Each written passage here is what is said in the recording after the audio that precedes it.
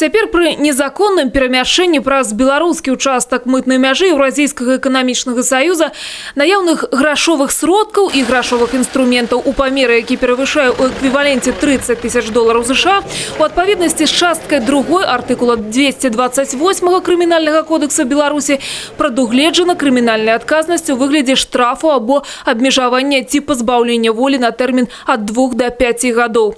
У 42-гадовага жыхара Брэста ў пункце пропуску Дамачава канфіскавана 130 000 евро. На аўтамабілі Dodge ён перасякаў мяжу ў пункце пропуску Дамачава.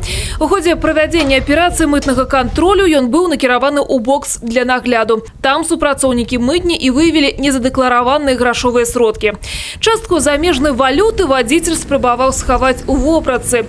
Іншую частку пад вопраткай 3 сваіх пасажыраў. Паколькі увазная валюта ў эквіваленце перавышала $10 000 США, яна падлягала абавязковаму дэклараванню ў пісьмовай форме шляхам падачы пасажырскай мытнай дэкларацыі. Мужчына парушыў нормы заканадаўства, не задэклараваўшы, а значыць незаконна перамяшчаў валюту.